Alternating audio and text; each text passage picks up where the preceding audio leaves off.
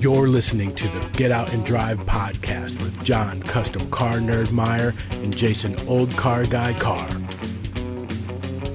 We'll be bringing you gearheads everything you never wanted to know about cars and why they should be on the road and not in your garage.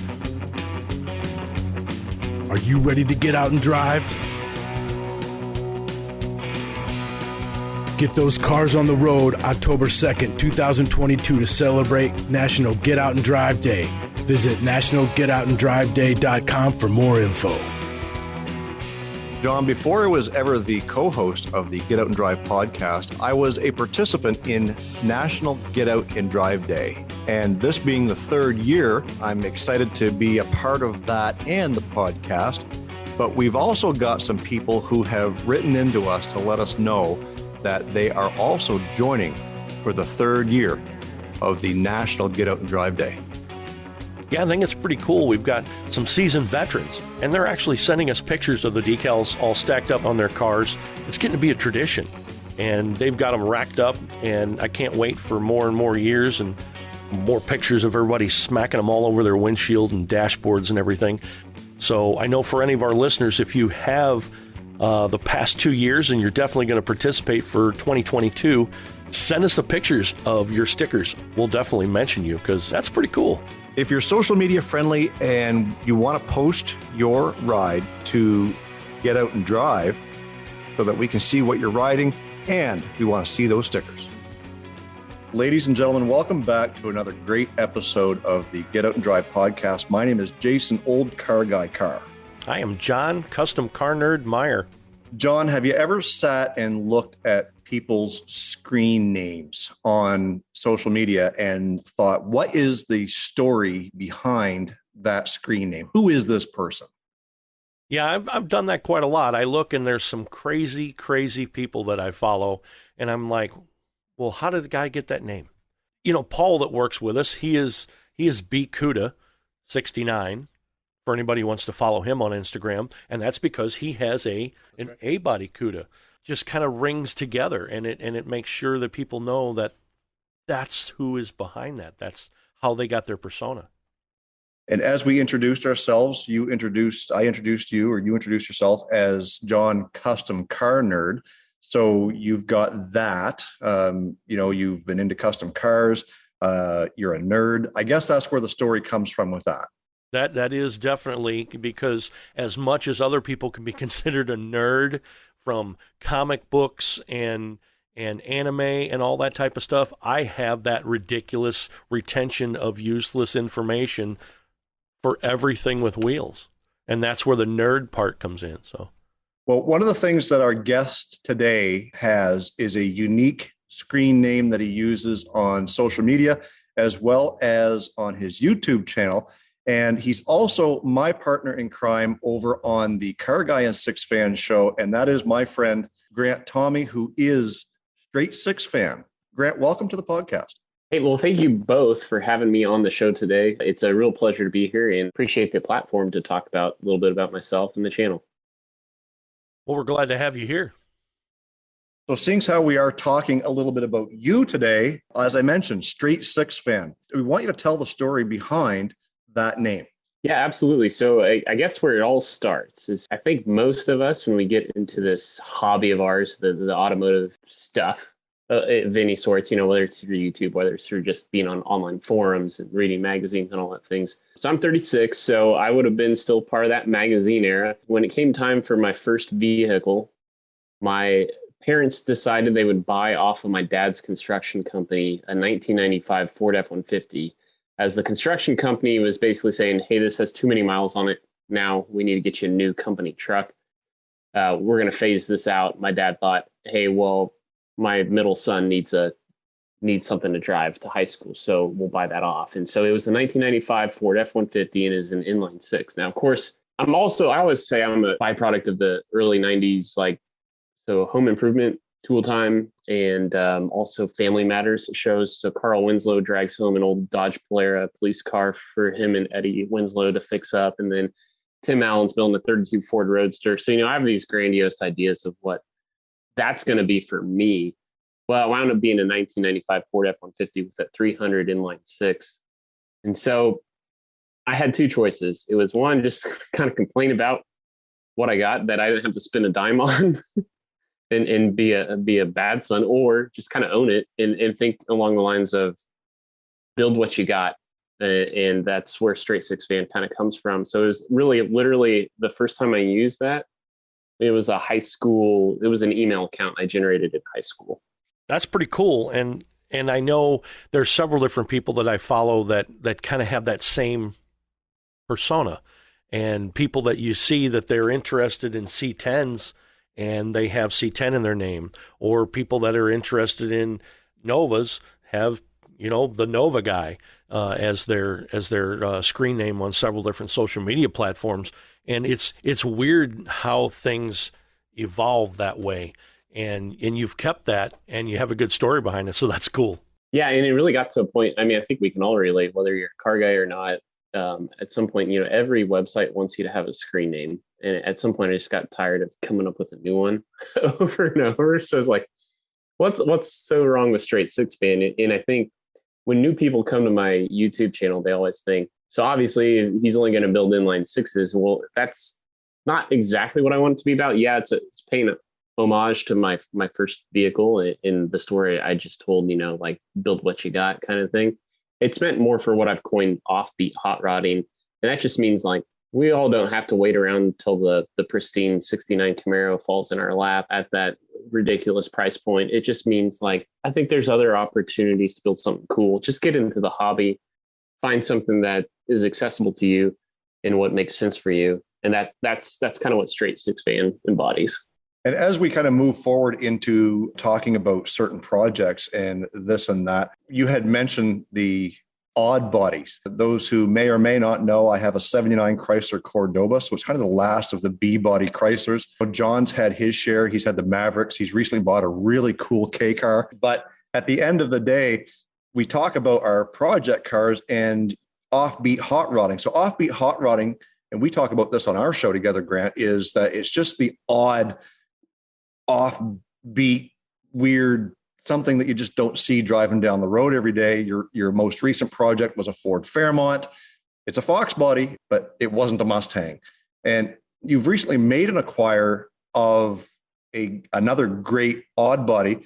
I guess let me just let you share what it is and how you kind of come into that. Yeah, so peek behind the curtains, I guess, depending on when this episode goes live compared to my next YouTube upload. I'm pretty sure I'm going to title it, Did I Just Buy the Ugliest G Body Ever Made? Because I do believe it is the ugliest G Body ever made, would agree. But I like it. So 1979 Pontiac Grand Prix. Jason, you and I, we have these sayings kind of like, it's so wrong, it's right. Maybe a better name for a channel would be Detroit's Derelicts. So I'm subscribing to CarCraft magazine circa 2000, 2001. And, David Freiberger's the editor back then. And I think I kind of latched on to I'm not going to be able to come up with $8,000 as a high school kid to find a Barracuda, a Mustang or whatever. At the same time, I'm going to car shows all the time. And at some point you get numb to seeing the same thing, the same Novas, Chevelles, Camaros, Mustangs, all the sorts. And not to say they're bad looking cars. They're not. They absolutely aren't. But I figure if somebody can stop by a 1979 Pontiac Grand Prix and go, what the hell is this at a car show and be interested in it, that makes you a much more talented builder than the person who just rolled out the 69 Camaro. Well, I can say that definitely is true from a person that owned a pink cow-look VW Bug as his first car, which is fantastic for myself. I was all about the nerd cars. I still am. A lot of people hassle me because of the Mustang 2. I'm just a Mustang 2 fanatic, Cobra Mustang, 74, 75, 76 Cobra Mustang. That will be my next project. I have to have one. I'm into that. I'm the person that coined the phrase disco muscle car. Some people love it. Some people hate it. It's something to tell you about smog era Detroit, just malaise, anemic, terrible cars from the 70s. And it's a disco muscle car. It looks like a 75 GTO, but why does it have 112 horsepower? That's the kind of stuff that I like. That's the stuff I'm behind. And just like what you said, Grant, that it's the weird, it's the oddball, it's the Camaro, Chevelle, Camaro, Mustang. What the hell is that Maverick? It's that kind of mentality that has pushed my love for cars. John, disco muscle car, I'd be curious to get your take on this, because when I say odd body, it's always OPEC era. And for me, I feel like I set the limits at 1973 is the start, of course. I mean, yes. I don't think there's any debating that, but the end part's weird for me. I typically go 81 because that's the second gen Camaro, runs up to 1981 before they restyled to the third gen. But the other part of me thinks, really Detroit didn't start righting its wrongs until about like 1986-ish, when fuel injection became more mainstream. And the Grand National really was hitting its stride right about 85, 86. Mm-hmm. Where would, for disco muscle cars for you, where do you feel like you cut off that end of it? I would consider anything like disco muscle car from probably 1973 with 5 mile an hour bumper cars and rubber bumpered cars to about maybe 80. Regardless of style and body style carryovers for years until 82, and things like that, with the changeover of there's no 83 Corvette and that type of stuff, and things changed a lot. The end of the world in 1988 when they had a front wheel drive Grand National looking Buick LeSabre. I hate saying all those words together in the same sentence.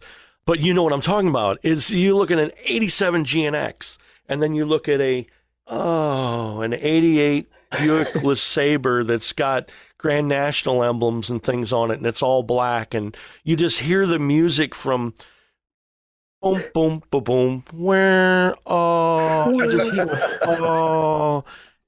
Price is Right fail horn. Yeah, the Price is Right fail horn, and you hear that, and you hear somebody say, well, I got a Grand National. Really? You have an 88 Grand National. Did you lose a bet? What happened? Absolutely. Yep. Nope. I'm right there with you. Locks, whatever that phrase is. I remember that era. I remember my dad buying cars in that era. I get shot in the face from social media all the time. I'm interested in Granadas. My dad had a cream-colored Granada two-door, and he went from the Ford dealer to the Sears and put slots and white letter tires on it like 5 minutes after he bought it. I remember all that stuff from the 70s. I remember that terribleness. But my other thing about that whole era of cars, so by trade, I'm an architect, so I'm a designer. So I'm constantly like, I want things to look good and all that. As an architect, there are certain things like through construction, something will end up about a building that's just goofy and funky. And for the passerby, they're like, why the hell is this bulkhead here? Like, this just looks out of place. And then you come to find out it was kind of out of my control. There was something that came up in construction. It's like, really, we have to settle for this bulkhead running? Like, all right, fine. So I have inside of me kind of a, I don't know, soft spot in my heart for these engineers or these car designers of 1973 through 1981 who literally, you just got done with this like awesome era of automotive design work, 64 to 72. And then the government's imposing these rules and they just don't know how to react. And so some of it I feel like is like, okay, well, we strip away these rules, these sucky rules that we've gotten further and we figured out like, okay, we really didn't need to just lower compression ratios. We didn't need to just put grotesque bumpers in front of these cars. Like, what could this era of car look like if you strip that away? And I think that's the other part of it. Why, for whatever dumb reason, I'm drawn to this era of car. I think that's part of it. It's just me as a designer. Well, and Grant, you and I have talked on several occasions, whether it be through a text or through a phone call or on our own show, about how much you and I think alike. You mentioned you're 36. I'm 10 years older than you are. So there's almost a full generation there between likes and dislikes, whether it be music, cars, whatever it happens to be. But yet we're on that same wavelength. And when John had asked me to come over and be a part of the Get Out and Drive podcast, very quickly learning just how much John is like-minded of us. and how we just kind of fit in that same mold of guys who we like the weird looking stuff, and we absolutely 100% appreciate common Camaros, Mustangs, Chevelles, whatever it happens to be. We all love that stuff, but we have a soft spot in our heart for that thing that's just not quite right. We want to break this down a little bit further to say, okay, you bought yourself a Grand Prix, a 79 Grand Prix. It's a G body. Well, G bodies are becoming very, very popular in 78, 79 into the 80s. Some of them are starting to throw some V8s in there. They're getting some fine lines, but no, this Grand Prix is just gross. It's got hubcaps. It's got a split grill right down to the bumper. And above all else, it's Band-Aid beige. Like, come on. Like, can you not get any cooler than Band-Aid beige in 79 with the wood grain dash and the hubcaps and the missing filler panels? And like, oh my God, that car is such a nice looking car. So our friend over at Paul's Speed Shop on YouTube, Butt Crack Pizza, if I'm able to say it here, on Instagram, he said prosthetic limb beige was, and I'm like, you know what? I think that might be the name for the project, is Project Prosthesis, right? But we'll see. I'm trying to hold my composure. You said prosthetic limb beige. Yeah. So I can't take credit for that one. Dude, that's never Love and Riot. Well, Hearing Aid beige was the last winner for the Fairmont. Okay. But yeah, so where was I going with that? But I guess I go back to, so Jason, you and I, we had Ben Hermance of Hermance Designs on. I think like season 3 maybe or something. He was one of our first guests. But if you haven't checked out, just Google Ben Hermance, and that's basically as it sounds, HERMANCE, Spirit of 76. I believe his Popular Hot Rodding magazine basically commissioned him to come up with just ideas for cars, and he calls them B-level or C-level cars. That's this OPEC era. And Spirit of 76 obviously just means bicentennial year. He picked only makes and models from 1976. And he has, if you don't mind me saying, some really good looking stuff. I mean, from an AMC Hornet, and I'm way into the Pro Touring look and everything. So it's all that. So if you're into that, look it up, and it just gives you a really good example of like what these cars could have been. Again, if you strip away all the crappy rules the government is throwing at them. Yeah, that's definitely true. And this kind of goes out of that era the tiniest bit, but it's still a fun story. My dad traded in a 79 Mustang for an 84 Mercury Topaz. I know, again, the fail, boom, boom, boom, boom. Oh, and well, so we're sitting in the dealer and the car pulls up and it gets delivered. And my dad takes the plates off his old car, puts them on the new car. We get in and shut the door, and it's a 2-door. And what happens? The seatbelts go and it makes this rattling and shaking and banging. It sounds like you threw a wheelchair down the stairs. And this car has a window sticker in it and 0.3 of a mile on it. And I said, Dad, is it supposed to do that? He goes, I guess it's new technology. And it never changed. It was the most terrible thing ever until he got rid of the car. And I remember to this day exactly what that sounded like. It's like a fork in a blender. I don't know if you've experienced that sitting in a Tempo or Topaz or any vehicle from that age. It's the worst thing ever. And I'm glad that I got to witness that firsthand, because somebody'd say, oh, yeah, that's all worn out and everything. No, dude, this was absolutely brand flippin' new. And the thing sounded terrible. John, I go back to the parallel as an architect and as a designer. The funniest thing, so I'm usually an interior designer picking out paint colors on the projects I'm on, but you look at you read some of these paint colors and I'm like, man, what did you have to smoke to come up with these paint names? And I think when you say Topaz, it's almost like, okay, how did you think you were going to sell a bunch of cars naming something Topaz? Like it's just destined for for death upon arrival, right? Yes. Sounds like a foot fungus. Yes. I'm sorry. Did you see him? He's a nice guy. Yeah, but he's got Topaz.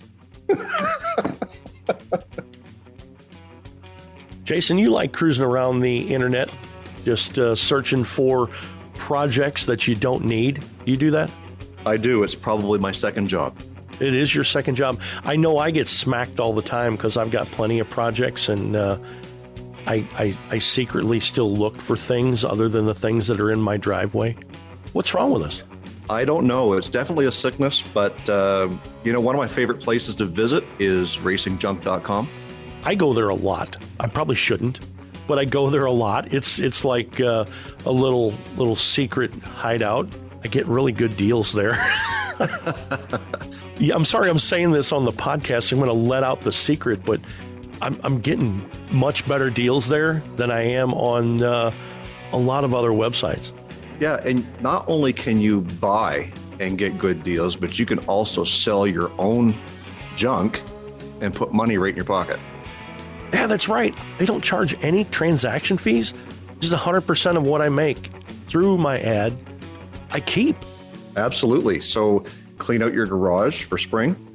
You can post all your junk on racingjunk.com. Wow. Well, I'm gonna stop talking now. I'm gonna head out to the garage, and I'll probably be back in a little bit. But I'm gonna head out and clean up some stuff. I know I've got a ton of stuff to sell. Start making money today. Get out in racingjunk.com. Sell your stuff. Get money. Stick it in your pocket.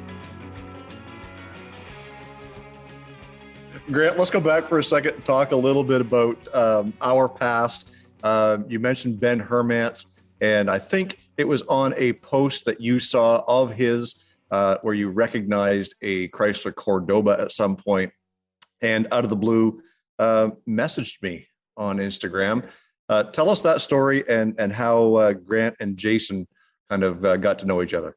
It's pretty blurry, the past, right? Like, how do you I'm not sure the account is 100% accurate, but I believe so. It all spawned out of when YouTube made their new announcement about the threshold for monetization. At the time, I was currently monetized. The old threshold was like have 100 subscribers, and I think that was it, really. So I was starting to see what it's like to bring in money from the YouTube side. Again, not that much, but they announced you need 1,000 subscribers and 4,000 hours of watch time. And so what happened is we all flipped out, and we all are like, okay, well, I don't know how I'm going to solve the watch time thing yet, but I know I can probably pick up the subscribers. So we all were in these chat rooms trying to pick up subscribers. And personally, I would, you would go to most of them, like would be like your D Nimmons, your Creator Fundamentals, kind of your Tim Schmoyers of the world would be where I would find myself mostly, like looking for tips and tricks. But in the chat, I'd be looking at channel names and I'd be checking them out. And I wouldn't subscribe to any of them unless they were car related. Because I'm like, well, this person's not going to subscribe to me because they're not going to be interested in what I'm doing if they're about braiding bracelets or whatever, their channel might be about. So I think that's how I stumbled upon Old Car Guy, Jason, was you and I were in the same chat at one point in time. And then, it was Instagram direct messages from there. And it was, either Ben Hermance's 76 Cordoba rendering or a cab over truck that I think kicked off the relationship from there. Yeah. And what that did was that stumbled into us figuring out just how much we had in common. And I think earlier on tonight, and we should have been recording, and I wish Paul would kind of get his acting gear with that. When Joanne, our production manager, talked about a dating site per se for car guys who you didn't show a picture of yourself, you showed a picture of your car. And if you liked said person's car, well, you could add that person as a friend. But if that person had this car and they had stick-on hood louvers on the top, well, you could just swipe left and get that guy out of the way real quick. And I think that that's kind of what the relationship that Grant and I have developed over the last 4 years is just that. Is it's a couple of car guys having very similar interests who basically come to the point of saying, okay, let's help each other grow, not just in our friendship, but also on our YouTube journey to reach that monetization goal that YouTube had previously screwed out a lot of people of. So Grant says, I think we should do a show a live stream of some sort. At the time, I think you needed 100 subscribers on YouTube to be able to go live. Was it, Grant, if I do recall? Yeah, it may have been. I think it was 1,000 to go live mobile. And it may have only been so you 100 to go live online or whatever it was. Anyways, we decided that, let's put a show together, a live stream where people can come join our live stream in the chat like we used to everybody else, and try and get ourselves back to that monetization. So it basically just kind of sprawled out into what we have now coined the Car Guy and Six Fan Show on YouTube, which takes place every Thursday evening. Most Thursday evenings. We do take breaks here and there, but for the most part, every Thursday evening, 7:00 Central Time, we alternate channels between Old Car Guy, which is my channel, and Straight Six Fan, which is Grant's. And we have had a ton of success doing pretty much what we're doing here, introducing guests. And we've had John on as the Get Out and Drive podcast host on our show. And now it's kind of like the roles have somewhat been reversed, because essentially we're kind of both on another, streaming situation where we're asking each other questions and talking about stuff mostly car related. Let's talk a little bit. I want you to talk on from your point of view of what you've experienced and how the Car Guy and Six Fan Show has kind of helped with what you're doing as far as YouTube goes. I think the most rewarding thing looking back, we're in season 7, soon to be 8 would be the next one. I mean, we've only got 2 episodes left as we record this tonight. Is like the regulars that are there, like King Eric, the greatest of all, as he goes by on YouTube. He's got snark like none other, but I never met the guy, but I feel like would just probably pee my pants laughing if I met him in person. He's just a good, and it's just like, man, I don't have that level of commitment to show up weekly to something. So aside from host and co-host duties, right, for the show itself, but the other part was, the Car Guy and Six Fan Show was born out of a little bit, the coworker of mine who got me into YouTube. First and foremost, he took over. He kind of like took the baton from some other channel who had started doing live streams and started just interviewing other YouTube channels in the niche just to get exposure to other people. That's what this is all about, right? It's just networking. At the end of the day, we're doing no matter what walk of life you're in, it's networking. So this other, and I can't remember the name of that first channel, but Greg's Garage, my coworker, he did the next iteration. And then when he was kind of done with it, and I enjoyed watching those and finding new channels, I asked, hey, can I take this over? Can I do this Know Your Neighbors is what it was called series? And so I started doing that for a while, and once a month interviewing other YouTube channels. And Jason, you were one of my guests. And then it was funny because you messaged me and you're like, I think you need to up the Know Your Neighbors bit, Grant. And I was like, well, Jason, I don't know what to tell you about. I'm thinking about actually canceling that. And I said, and here's why, because I think we need to turn it into a weekly show, a co-host. And I was looking for a co-host that I could rely on and could depend on. There were maybe 2 or 3 other channels I had thought about, but I was like, man, I just don't know about that person. I just don't think they'd be consistent. And I knew, I could tell by our correspondence that your energy to get better at YouTube constantly, it's like, yeah, this guy's not going to miss a week. So that's when I reached out to you. I was like, what would you think about if we did Know Your Neighbors, but as a 2-man show? And that's, I think, where Car Guy and Six Fan started. And just, I've got to take this opportunity to dig a little bit to say that in the 7 seasons of the Car Guy and Six Fan Show, this guy right here has perfect attendance. And Grant has flaked off on me, I think 5 times now as the host or the co-host of that show. And I've had to find substitutes. So, John, I think that you're in good hands, good, reliable. Here I am. Call me up because I'll be there, and we'll get this show on the road. Wow. I didn't know you were double jointed. That is so easy to pat yourself on the back. That's amazing. Good job. You're not tooting your own horn if it's true. That's true. You are exactly correct. I am the best. I'll blame it on work. Right. I'm the best guy you've ever met. Just ask me. So, Grant, I know we talked a little bit about, I guess, the nerd cars, the OPEC cars, the emissions, bogged down malaise era stuff. Every derogatory adjective I could possibly throw at these vehicles.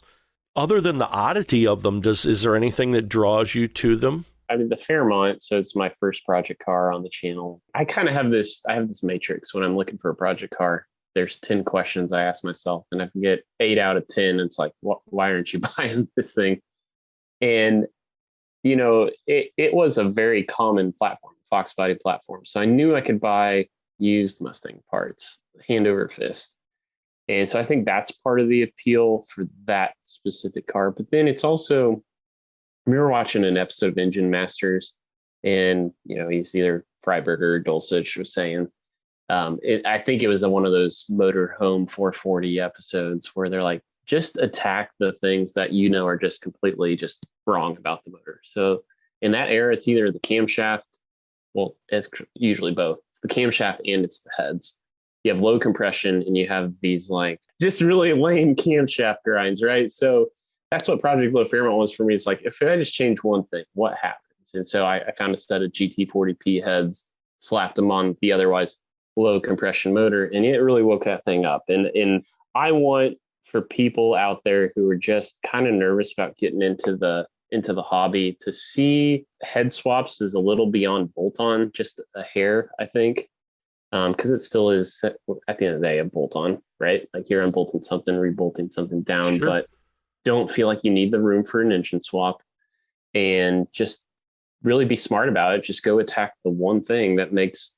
Why did a 1978 Ford Fairmont only have 140 horsepower in a 302 compared to a 1969 302, which probably had 305 horsepower? Mm-hmm. It is by and large the compression ratio. So anyway, I think that's the appeal, is like, look, again, take the rules out of their playbook, and what if you just had a 9-to-1 compression ratio 302 in 1970 or 78?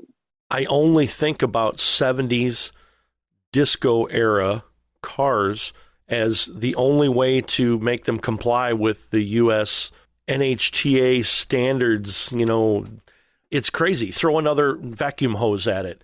You know, throw another air compression belt, you know, at it. You know, this doesn't run right. We're going to make the thing run on 8 cylinders sometimes. Then we're going to make it run on 4 cylinders. Then we're going to make it run on 6 cylinders. And all that type of thinking, I guess, is just throwing ideas at a wall and seeing if it sticks. Because you know that in 1978, 79, a full-size Ford with a frame, you open up the hood and you can't see the engine, because there's so many emissions valves and hoses and boxes and just absolute craziness. And then you get into the G-body feedback carburetors, the almost not computer feedback carburetors that change themselves with the little screw motors. I had 80s era G-body cars, and I remember that quite well. I don't know if you've gotten into that. The electric feedback carburetors that you adjust, and then it readjusts itself to be crappy. Well, looking at the Grand Prix, there's definitely a lot of things to be learned. But rest assured, Internet, I still have a 2-barrel car, a V8 with a 2-barrel. So I can keep that consistent. I can still have the most hated 2-barrel V8 on the Internet. So that's good. I removed the smog pump on the Fairmont and a number of vacuum lines. I want to say I probably reduced the vacuum lines by 50%, but it still looked cluttered when I was like, it still was just like, I think Uncle Tony's Garage has a saying. He's like, yeah, just, you know, late 70s, the harvest was plentiful at the vacuum hose orchard. And so they just put vacuum hoses everywhere. And I don't understand why. Jason, do you have any, as a mechanic, because I'm on the body man side, as a mechanic, do you know why any engineer would just jam vacuum hoses all over everything? Oh, I do for sure. And I think it's just simply to mess with the mechanics, you know, in the later years. So let's make these lines out of rubber, put them in an area where it gets hot and cold very frequently. And in 5 to 7 years' time, they start cracking and breaking. And it's going to be every mechanic's worst nightmare to find out which one of the 37.35 hoses that's in there cracks, bakes, dyes, whatever it is. But for those of you who are listening to this podcast right now, and you're inclined to want to declutter underneath your hood, get rid of that smog pump or get rid of that lean burn system or whatever it happens to be, you can go over to racingjunk.com and place your ad to get rid of that stuff, because chances are there's somebody out there looking for something to bring it right back to original, or maybe you're looking to buy replacement heads, a carburetor, an intake. Go over to racingjunk.com and find out anything you ever want for your project car. I failed to mention, like, I think this may have been the first time in automotive history that three guys in one virtual chat room wanted to build a Mustang 2 at some point in their life. Yes. I mean, almost daily, I go like back and forth on, did I just make a really crappy financial decision man, these G bodies they're hauling a lot of money in right now. And I found an auction site that, they just auction off classics, right? And there was one my exact same color, same year. Mm-hmm. Yeah, I think it had a 350 Chevy in it, but it really wasn't that far off of what my car is. And it showed 18,000. I'm like, okay, I'll keep at it. Right. The G bodies are starting to really come up in price. It's amazing. Well, one thing you got to keep in mind too is the only person that you've got to sell the financial decision to is your better half, right? Like nobody else matters. If you can convince her that you bought this car for X number of dollars, but look, this one just sold for 18 grand. There's only one person you got to sell that project to. So I think at the end of the day, I think you made a great financial decision. Besides, if you're buying cars for the financial decisions, you're in the business for the wrong reason, man. I can tell you that right now. As you were talking about all that, Jason, it reminded me of the fact that stock factory heads on the Fairmont, they had the Thermactor pump or something like that, a smog accommodation on the back of the heads. But by the time Ford was engineering, so the GT40P heads are Ford Explorer 5-liter head. So about 1998 and on. A lot of people think it's Ford's best cast iron head ever made, but it scavenges exhaust so well on its own that they were able to delete the Thermactor on the back. So honestly, even though I did this head swap and I deleted emissions equipment, like honestly, it's just the byproduct of 20 plus years of research and development that I'm not really so sure that I made this a worse for the environment car when I did that head swap. I went through, and like I say, as a body man, I did my best to go through the 80s and 90s, and when cars had to be inspected, I know I'm from Missouri, cars had to be inspected on a rolling dyno, and they had to pass emissions. It was kind of crazy because you'd have these, 70s and 80s cars that were supposed to be engineered much better for the environment, and they wouldn't pass the smog tests at all. And it was absolutely crazy, and it was difficult to own those cars at that time. And just so you know, John, both my Fairmont and my Grand Prix now, they're littered with stickers from the state of Missouri on the windshields and everything. That was a dark time for the state of Missouri when we had to have cars on a dyno. It was a crazy, crazy time. And then they went from having things where you had to have it inspected on a dyno, and then you would have cars that would pass a majority of the amount of time, and you would go on an on-ramp, and they would sniff test your car as you drove past it at 50 miles an hour on an on-ramp. I don't know how that's supposed to work. I don't know if you had that stuff in your state. It's absolutely crazy. No, the wind blows well enough here in Kansas that we don't do sniff tests. Are usually left to the feedlots. So the corn rows got 50 mile an hour, but hey, they're doing better. They're growing faster now. So Grant, I know we talk about what drives youth. What are you doing? Are you working towards getting the younger generation involved with cars? We were talking about this on the Car Guy and Six Fan show. I think it was just last week, that just demographic wise, it's funny how people plus 5 years, minus 5 years of my age are drawn to my channel. Mm-hmm. Right. So I think proactively, I don't know that I really am. I don't know, subconsciously, I guess you might say, the way that I am is the cars I'm building the way I'm building them is meant to be, I want to help high school kids find the cars that, we'll just take the Fairmont as an example. Everybody, I had many commenters say, you need to throw an intake manifold and 4-barrel carb on that. And I said, nope, not going to do that. Because that's low hanging fruit for like a high school kid. Is a high school kid going to be able to throw on GT40P heads and not screw something up? I don't know. It's going to be a learning curve. My idea is always to build kind of a starter kit of a car that if a parent shouldn't be afraid to let their high school kid drive that to high school. Like, it's going to have good brakes. It's going to have, it's going to be a fun car, but it's not going to get them in too much trouble, I guess I'd say. And that's kind of always been my approach, so that while I had to just build what I got, the 1995 Ford F-150 with 4.9 liter and the Mazda transmission.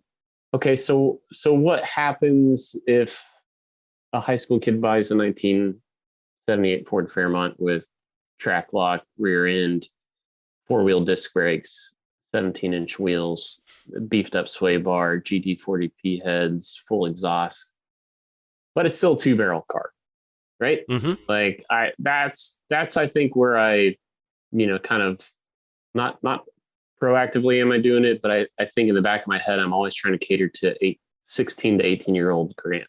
So I guess one thing that we want to talk about a little bit too is the future of what Grant Thome wants to do on YouTube, because obviously, we're here to talk about your channel. We're here to promote you. So what are some of the things in the future? Obviously, we've mentioned the Grand Prix. What does the future lie for Straight Six Fan, the YouTube channel? What are your aspirations? What are your goals to see that succeed, to carry on the message of what it is that you do on that channel? I think for anybody out there starting a YouTube channel here in 2022 is not to think about, could I do YouTube full time, but start to think about how could YouTube ultimately be a pre-marketing wing for something else down the road. And so to answer your question, Jason, there's kind of two parts to it. In the immediate future, I need to prove that offbeat hot rodding works. And yeah, I did it once with the Fairmont, but to do it a second time, I think it's going to make a lot of believers out of my content. And so the Grand Prix is going to take a little bit of a different twist than what Project Low Fairmont did. I think I'm going to lean into the whole pro touring thing a little heavier. I think I'm going to really focus on suspension work. I'd like to do brake work as well, but we'll see what the budget has in store. It might just be suspension, wheel and tire, and kind of stance and look and all that. But long term, I guess pre-marketing wing. So I live in a 990 square foot 2-bedroom townhome right now, and it does have a 2-car garage. So I'm limited by space, by what I could do. So these projects, my Grand Prix, Ford Fairmont, kind of meant to be learning tools and flip opportunities. If I don't profit off of, I made all my money back on my Fairmont, but if I don't profit off of anything, I just consider it my tuition for learning. The pre-marketing wing. So I want people that, like my stuff, obviously, we all do, right? But kind of get a sense of style and that thing. But my dream, I guess, is to build rat rods out of old grain trucks here in the state of Kansas and build a business out of, because if you think about it, a grain truck's used twice a year and put in the garage for the rest of the year. So you have 1950s, 1960s era, unless you accidentally ran into the grain cart or whatever, they've got next to zero, no body work and no need to repaint them. Or if they have surface rusted, you've got great patina. And I just feel like there's, in the state of Kansas, it's market rich for those candidates. And I think there's a business to be made out of some of these bigger ranchers too. Like, they just have an old 50s wheat truck. I drive by one every day to work out in the pasture. What are you going to do with that? And I feel like, I don't know if you guys watched Lord of the Car Hordes or Rusted Development, but their whole thing was about like cleaning up people's hordes and building one car out of their car horde. Like, they would scrap or sell or do all the stuff with their giant car horde and say, if you could build one, what would it be? I feel like there's a lot of farmers in the state, a lot of big ranchers, that it's like, you've got old rusty implements out in the pasture. Let's scrap those. Let's do this. Let's pull the diesel motor out of the Dallas Chalmers combine and let's just build you a rat rod out of this grain truck. That's my pie in the sky dream, I guess. And if you guys like what you've heard here on this podcast with what Grant is doing over on his channel and the way he thinks and the way he wants to, kind of move forward in his projects, make sure you're following him on all of his social medias. We'll make sure we have that down in the description of this podcast so you can go check him out. Straight Six Fan, STR8 SIXFAN. Pretty simple. Once you see it, make sure you're following him.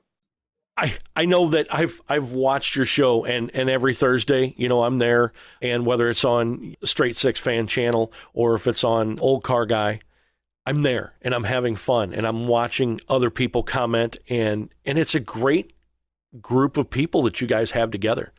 And I'm glad that you can kind of hang out with us for a little bit and promote your channel a lot more. I think that's pretty cool. And also you like nerd cars and 70s cars. You're checking all the good boxes so far. That's great. Of all the silly stories and things that you said, have you had anybody that is straight up said, what are you doing? Or making fun of you for having off-brand cars? Other than the guy raising his hand here, Jason? But most of the comments were hating on the 2-barrel. I guess it's easy to forget the hater comments, right? Mm-hmm. Like Jason and I are pretty good about we'll screenshot each other get a load of this guy, mm-hmm. And so you try to kill him with kindness. I really subscribe to the Gary Vaynerchuk line of thinking. He's like, dude, what is going so wrong in your life right now that you got to feel like you got to go out of your way to say something so nasty like this? And so generally speaking, that's the approach I take. Look, dude, you really took the time to go out of your way to make some nasty negative comment. I'm sorry, dude, but that must suck to be you. Have you had anybody in real life you go to a car show and somebody, or you go to a car cruise and hang out and somebody says, what the hell are you doing? Why are you put more than a nickel into this junker that you're driving? No, I haven't that, but that's probably a small sample size. It took the Fairmont to one car show. It was an all Ford car show. I won most unique on a day in which the rain and chance of thunderstorms scared a lot of people away from Blue Springs, Missouri. Mm-hmm. But I was parked between a Ford Durango and another Ford Fairmont, so right. I was in good company. No, I haven't had to deal with that yet. But just wait till the Grand Prix when that split brick, the split headlights and that front brick nose shows up to some car shows. Well, I'm sure I'll be fielding those questions for sure. Yeah, I do remember myself, a friend of ours in high school, he couldn't afford a lot of things, and he had an 81 Impala, was gold 4-door with a tan vinyl top and tan interior. Just a brick police car 4-door. And we sat there and stared at it because I think it was his mom's car or his aunt's car. We said, what the heck are we going to do with this thing? Well, we went to the swap meet and we bought some 78 Camaro 5-spoke rallies, the 5-spoke Z28 wheels with the little trim rings, put white letter tires on that, stuck them on that car, and we painted them the same color as the car.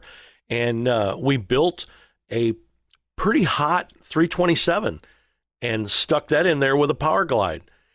And it had a chunky cam and it had good exhaust and everything on it. And we drove that thing around, and it was stoplight quick for the kids, and it was fun, and it would melt the tires off of it. But we drove it through the car cruises with everybody having street rods and 30s and 40s cars, and everybody's got a red 70 Chevelle, and everybody's got a green or a white Mustang, 67 or 9 Mustang. And we got laughed out of the local burger joint because we were trying to be out of the norm. But that was in late 80s, early 90s. And that was when you had to have a Chevelle or a Mustang or nobody gave a crap about you.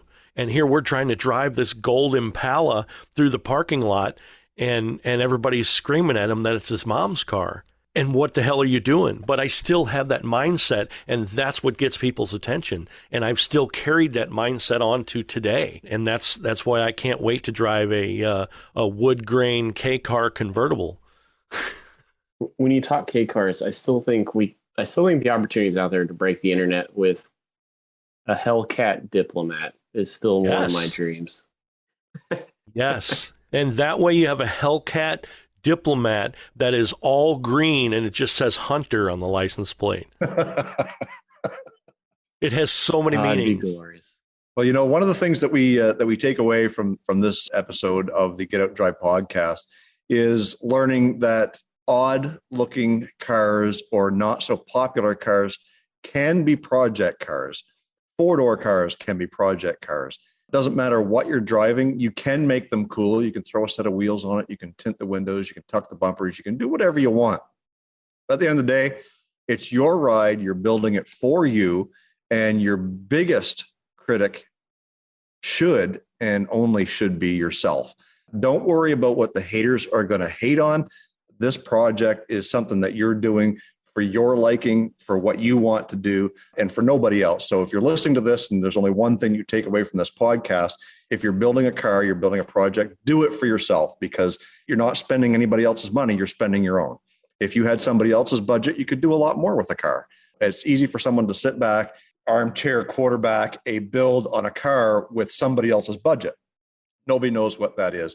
And one of the things about being friends with Grant for as long as I have, side conversations we have, the texts, the calls, the whatever, is that he is his biggest critic when it comes to building his car. And that is something that keeps him successful in doing what he's doing, regardless of whether a simple brake job takes him 10 episodes on his car, on his YouTube channel.